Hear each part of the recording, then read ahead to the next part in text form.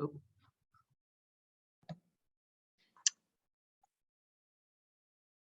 Megan? Hey, Coach. We're ready when you are.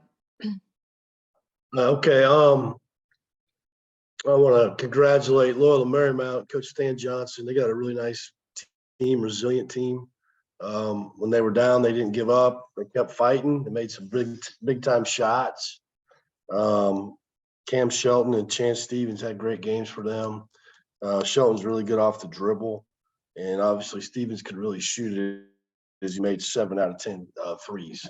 So they got a really nice club, and they deserve to win. It's inexcusable for us not to close out the game in regulation up 8 and win the game.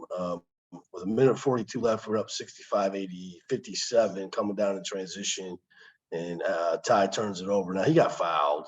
The guy body checked him, but they didn't call it. And so that started a run of basically 3 unforced turnovers where we don't even have to shoot the ball. We just gave it to them. 2 missed rebounds where we had the chance to get 1 rebound, didn't get it.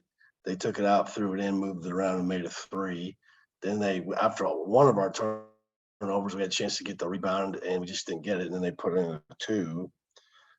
We missed 2 free throws that we just got to make one to put us ahead. Then we gave up 2 threes in the last minute instead of forcing them to drive. Knowing the situation is what it is, you just make them put it on the floor. They made 8 threes in the first half. I don't think they had made a 3 up into that point in the second half, and they made 2 big ones there late, but that's just poor recognition on our part. Same thing in overtime. We finally got the lead back, put it in Cam's hands. The guys guarding him's got 4 fouls. He just had taken it to the basket and scored. Instead, dribbles it down into the corner and dribbles it off his foot. Unforced turnover, and then down they come, and we lose sight of the best shooter on the court, and he makes a 3, and that's the ball game. And so it's our fault and my fault, and my job is to get our team to play the right way at the end of the game. Obviously, I didn't do that, and so I'm going to have to go back and look at it and see where we can fix it. But it's inexcusable. It's probably one of the worst losses I think I've ever had as a head coach at the end of the game. Just not being able to finish the game. It's very disappointing.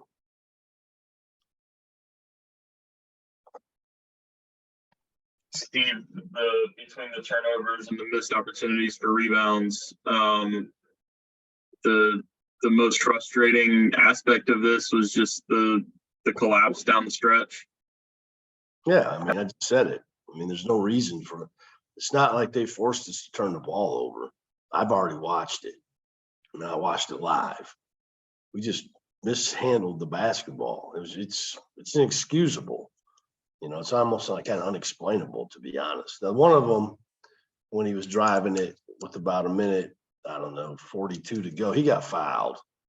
The guy blatantly hip checked him, and he went out of bounds and gave him the ball. That was a terrible call, but he still got to bounce back from that, you know. And the other 2 were just inexcusable. And then, you know, again, if we still get the rebound, they don't make a 3, they don't make a 2. We just got to get it's right in our hands. And so that's hard to swallow. And then we still just got to make 1 free throw out of 2, and we win the game. And then it's still a 3-point game. We don't give up 3 there. We just make them drive. You just go up there and get up on them and make them drive. You can't even get the shot off. We just stood back there and let them make a 3. And so, you know, we don't deserve to win.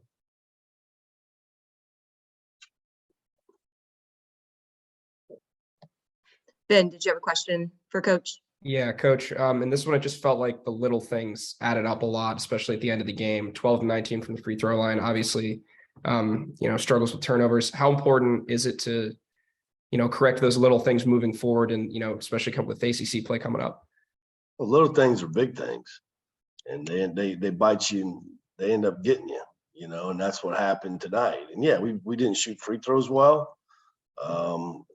Defensively we were pretty good the whole game. We put too much pressure. Our offense was not good, and we got it going a little bit there. We scored enough to win.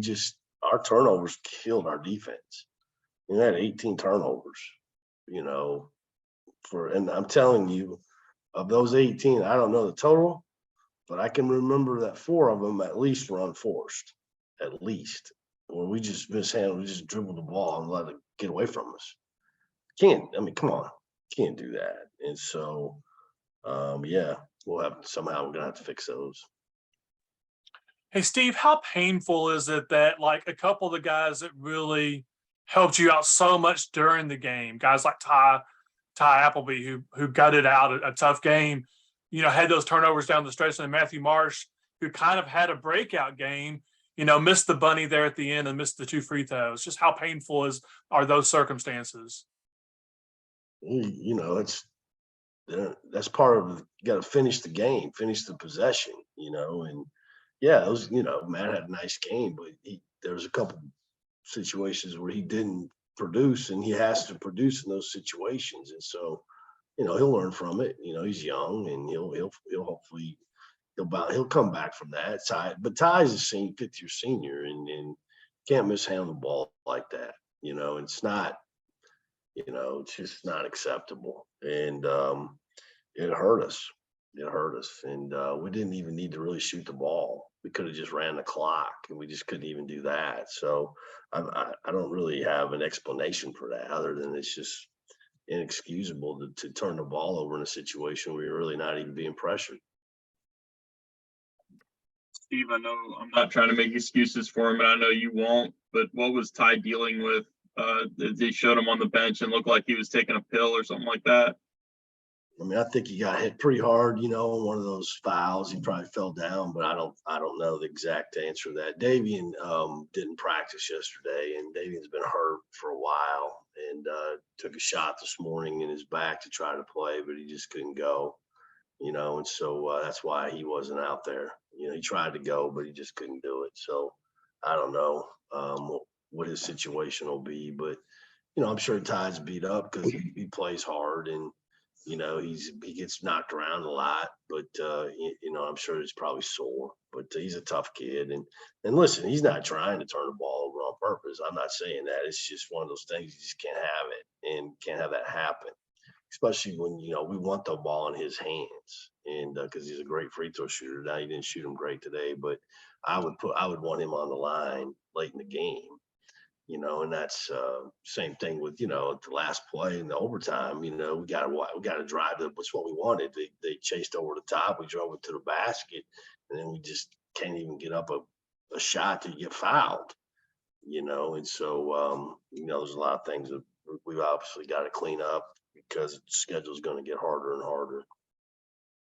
Steve, did you give any consideration at all to fouling late in regulation up 3 on that final possession for them?